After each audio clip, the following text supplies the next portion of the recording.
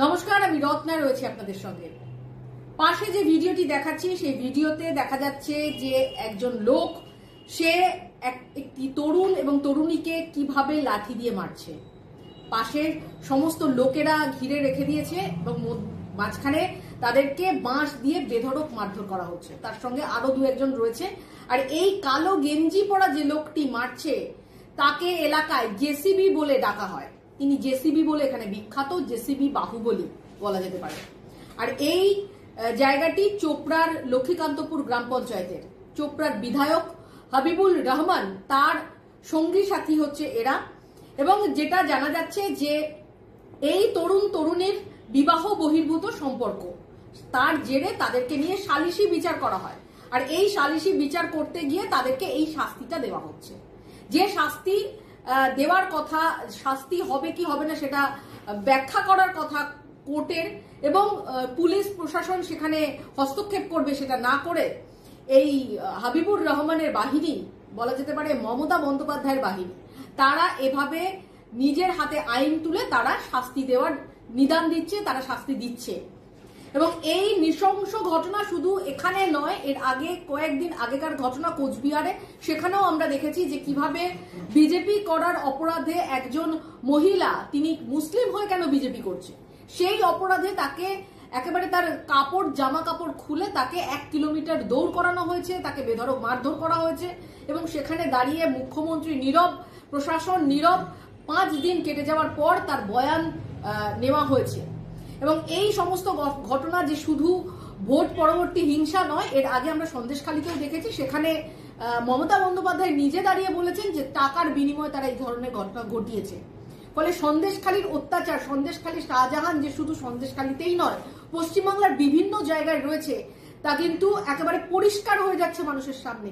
এবং এখানে যেভাবে এই যে অলিখিত একটি মুসলিম সরকার চলছে, মুসলিমদের তোষামত করে যে সরকার চলছে, তার যে একটা প্রভাব পড়ছে সাধারণ মানুষের ওপর, এবং তারা যেভাবে হুমকি দিচ্ছে, কেউ বলছে একেবারে হিন্দুদেরকে কেটে গঙ্গার ভাগীরথীর জলে ভাসিয়ে দেব, কেউ বলছে দেখে নেব, অনেক রকমের কথা হচ্ছে। এবং এভাবে যে নিরীহ মানুষদের ওপর অত্যাচার করা হচ্ছে, এবং তার জলজ্যান্ত একটি নৃশংস প্রমাণ এই আজকের ঘটনা, যেটা তালিবানে হয়, যেটা একদম ইসলামিক কান্ট্রিতে কিছু কিছু জায়গায় যারা শরিয়তি আইনকে মানে, যারা শরিয়তি আইন অনুযায়ী চলে, তারা এই ধরনের কাজ করে।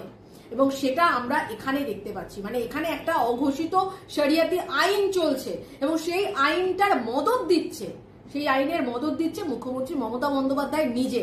তার পুলিশের গাড়ি পাশ থেকে চলে যাচ্ছে, কিন্তু সেখানে তারা তাকিয়ে দেখার সাহস করতে পারছে না। যেহেতু এটা গ্রাম পঞ্চায়েতের হাতে রয়েছে, গ্রাম পঞ্চায়েতের সালিশি বিচার করছে, এবং সেখানে দাঁড়িয়ে তৃণমূল কংগ্রেসের এই যে মমতা বন্দ্যোপাধ্যায়ের ছোট ছোট ভাইরা এই ধরনের কাজ করছে, সেখানে পুলিশ পর্যন্ত হস্তক্ষেপ করতে পারছে না। ফলে বোঝা যাচ্ছে যে কোথায় চলে যাচ্ছে আইন শৃঙ্খলা। এবং পশ্চিমবাংলায় এভাবে আইন শৃঙ্খলার যে এতটা অবনতি হচ্ছে, এবং আগামী দিনে এটা যে একটা সেই 1946 সালের ঘটনাকে কিন্তু আবার যে পুনরাবৃত্তি সেই ঘটনার হওয়ার একটা যে সম্ভাবনা তৈরি চলছে এখানে, এবং তার জন্য যে প্রস্তুতি চলছে, মানসিক প্রস্তুতি চলছে, এটা কিন্তু এই সমস্ত ঘটনা দেখে বোঝা যাচ্ছে।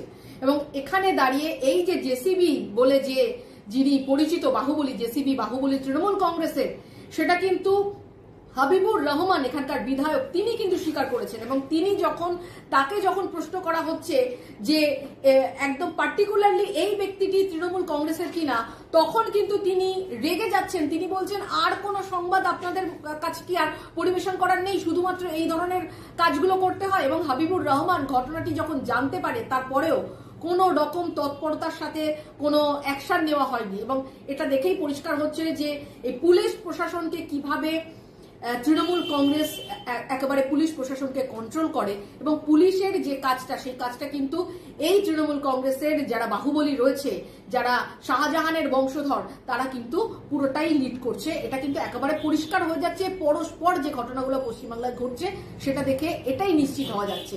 এবং আগামী দিনে মানুষ যদি সতর্ক না হয়, 2026-এর যে ইলেকশন সামনে আসছে, সেই ইলেকশনের দিকে তাকিয়ে যদি মানুষ এখনো পর্যন্ত সচেতন না হয়, এই সরকারকে যদি উৎখাত না করা হয়, তাহলে কিন্তু এর প্রভাব প্রত্যেকটা ঘরে ঘরে পড়তে চলেছে। কারণ যেখানে একটা ঘটনা, সেই ঘটনার সত্যতা প্রমাণ করার দায় হচ্ছে কোর্টে সেখানে সত্যতা প্রমাণ হবে, তাদের অবৈধ সম্পর্ক আছে কি না আছে, এবং কোর্ট সেটা শাস্তি দেবে কিনা কোর্ট ঠিক করবে। সেই জায়গায় দাঁড়িয়ে সালিশি বিচারের নামে এভাবে নৃশংস অত্যাচার হচ্ছে, এবং এর আগেও হয়েছিল, বামফ্রন্ট সরকারের আমলেও হয়েছিল, অনেক নৃশংস অত্যাচার হয়েছিল। তারই ধারাবাহিকতা যে পালন করে চলছে এবং এই সরকার যে সেটাই মেনটেন করে চলছে, এটা এই ঘটনাগুলো দেখে কিন্তু স্পষ্ট হচ্ছে। এবং আগামী দিনে আমরা এটা লক্ষ্য রাখবো যে মমতা বন্দ্যোপাধ্যায় পুলিশ মন্ত্রী, তিনি এই ঘটনাটিকে ছোট্ট ঘটনা বলেন কিনা, নাকি এই যে জেসিবি যে বাহুবলী একেবারে প্রকাশ্যে মানুষের সামনে যেভাবে অত্যাচার করছে তার কোনো শাস্তি হবে কিনা, এবং পশ্চিমবাংলা কোন দিকে যাচ্ছে সেটা মানুষ আগামী দিনে বিচার করবে।